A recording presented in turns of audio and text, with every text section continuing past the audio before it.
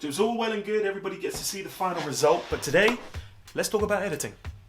What's up guys, it's Justin. Now, for some of you who follow me on Instagram know, my days are really consisting of content creating and editing.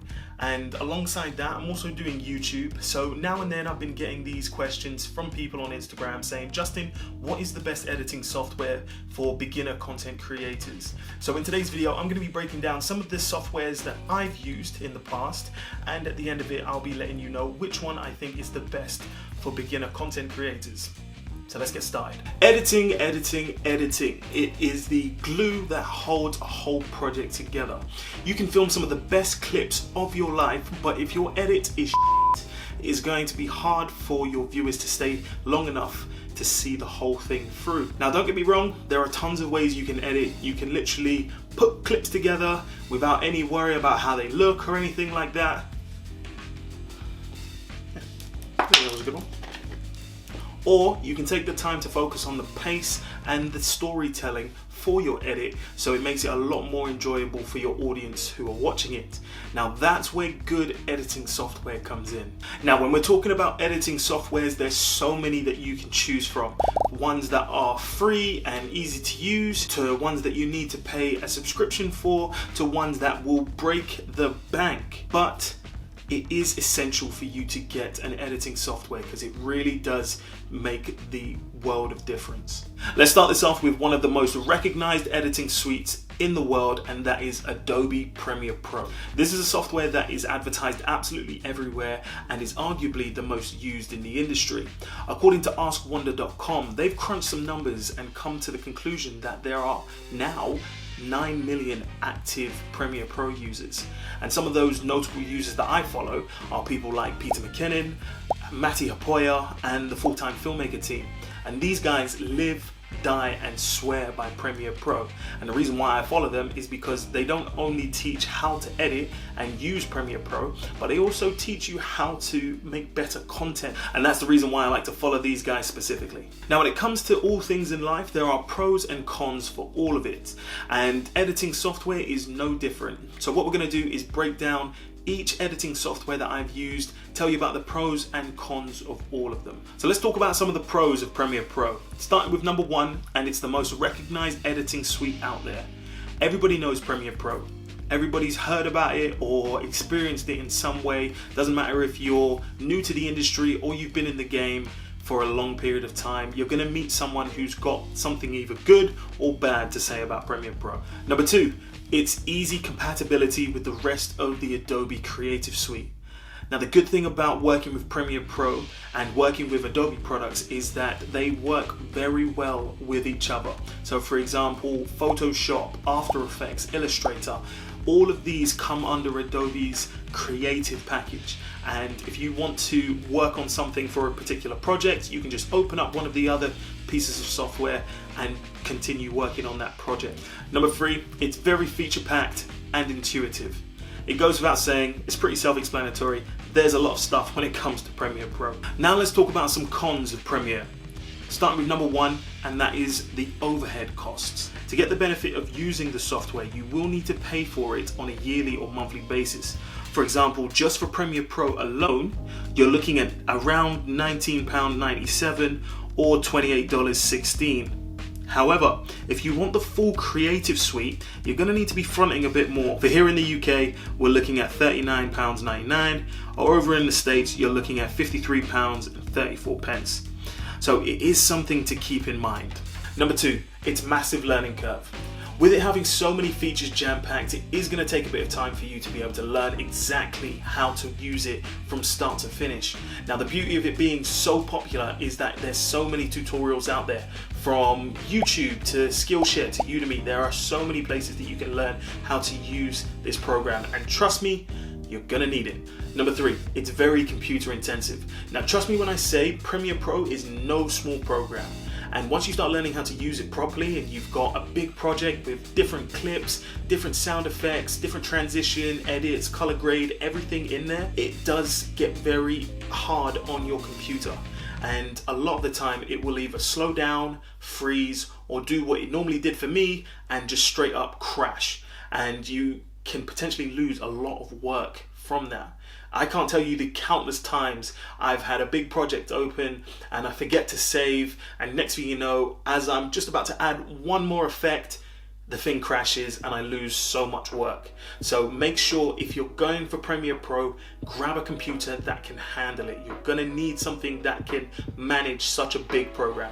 Now, moving on to my second editing software, and that is Filmora by Wondershare.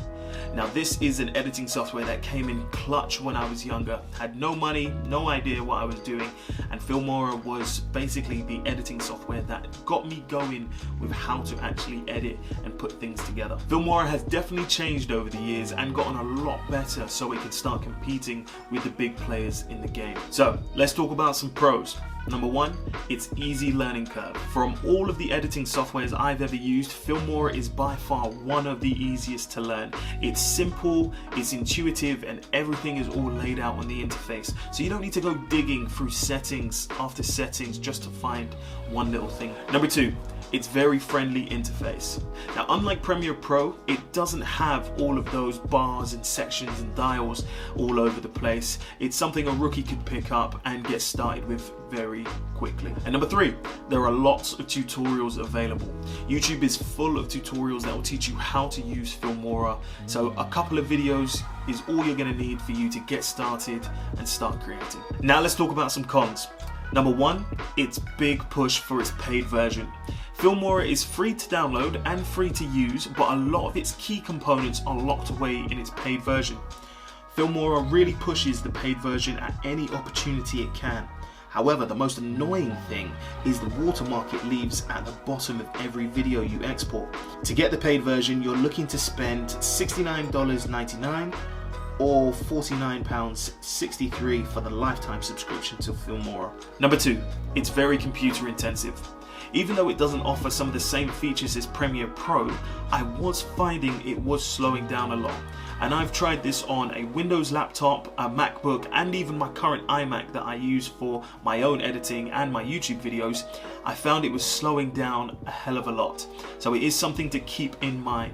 Now on to software number three, and that is DaVinci Resolve by Blackmagic. This is a piece of software I have nothing but good things to say about. And don't get me wrong, I'm not sponsored by them at all. They're not paying me to say nice things about them. This software is one of the best on the market, hands down. Reason being, number one, its free version is absolutely amazing. Blackmagic has made one of, if not the best, free platforms for content creators.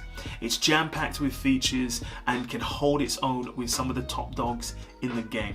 Number two, it's the best platform for coloring footage. DaVinci Resolve is held as the industry standard for coloring film and TV. Big budget productions use it to color their own projects. Its color suite is second to none when it comes to giving access to both editors and colorists for every aspect of the footage. They can manipulate and change any kind of color in DaVinci Resolve. Now, I can't tell you about all of these good things without letting you guys in on some of the cons that come with it. Number one, it's big learning curve. With DaVinci Resolve being so jam-packed for a free version, it's not for the faint-hearted. You are going to need to take some time to really learn the ins and outs of this platform, because DaVinci Resolve isn't laid out the same as every other editing software out there, so you will need to keep that in mind and take the time to learn it. Number two, it's computer intensive. Just like with some of the other programs, it's going to take a lot out of your computer, and sometimes it will take so much out that it can crash, but that doesn't happen too many times. Just make sure you are saving your work as you go along. Number three, there's not that many tutorials. Now, because DaVinci Resolve is not aimed at the casual creator, there aren't as many tutorials that are out there on YouTube, but the ones that are out there are very insightful. So if you are going to download DaVinci Resolve, make sure that you do check out a couple of those videos. The ones I would suggest is Justin Brown from the Primal Video team or the Color Grading Central team. Those guys have got some great videos out there, and I've linked all of the links to some of their videos down below, just below the like button, so make sure you do check those out. Now let's talk about my fourth and final editing software that I've used, and that is Apple's Final Cut Pro. Now, this has been my go-to for some time now, and the reason being is because I love the interface and it works really well for what I need it for. But when we're looking at the pros and cons, it's not all sunshine and rainbows with this one. So let's talk about some of the pros, and start with number one. It's simple and very user-friendly. Now, Final Cut Pro is basically a beefed up version of Apple's iMovie, and just like with iMovie, it's very welcoming and easy to grasp. Anybody can jump on Final Cut Pro and really get the hang of it, or mostly get the hang of it, within the first couple of hours of using it. Number two, there are tons of tutorials out there. Just like with Premiere Pro, it's popular, which means that there are tons of tutorials out there. Whether it's on YouTube, Skillshare, Udemy, there are tons of tutorials for you to be able to learn the ins and outs of this program. And number three, it's got an amazing free trial. We all love free things, me included, and this is no exception.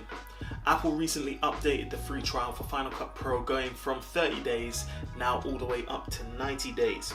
So you can download Final Cut Pro for free and try out the full premium experience for 90 days.